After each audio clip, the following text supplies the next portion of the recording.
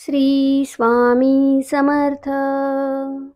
स्वामी म्हणतात, हा संदेश ऐकल्यानंतर तुला आनंदाची बातमी मिळेल, पण हा संदेश शेवटपर्यंत ऐक.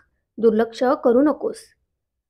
असे समज की स्वामींनी तुझ्यासाठीच हा संदेश पाठविला आहे. तुझ्या दुःखाचा, तुझ्या काळजीचा हा शेवट आहे असे समज. स्वामी म्हणतात, बाळा, तुम्ही खूप कष्ट करता, पण तुम्हाला कधीही यश मिळत नाही. तेव्हा तुम्ही खचून जाऊ नका. स्वामी म्हणतात, बाळा, तुझी वाईट वेळ चालू आहे. हो, मला माहीत आहे की तू आता थकला आहेस, या त्रासाला कंटाळला आहेस.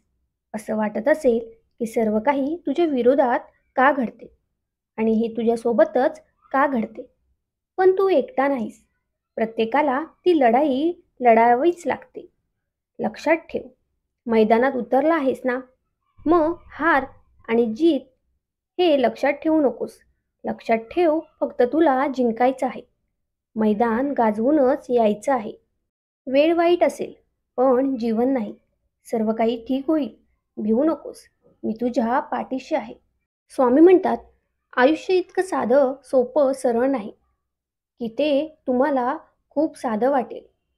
आयुष्यामध्ये खूप चढउतार येतात, पण त्यातून त्यांना सामोरे जात आपल्याला मार्ग काढावा लागतो. जो प्रयत्न करतो तो यशाला खेचून आणतो.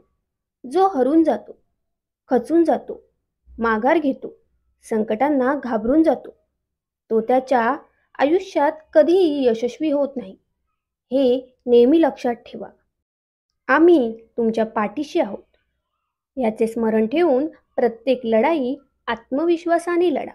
सकारात्मक विचाराने प्रत्येक लढाई जिंका.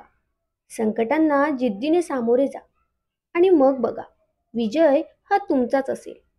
स्वामी भक्तांनो, स्वामींची मनापासून केलेली भक्ती आणि नामस्मरण आपल्याला प्रत्येक संकटात, प्रत्येक बिकट परिस्थितीमध्ये आपल्याला स्वामींची अनुभूती येते.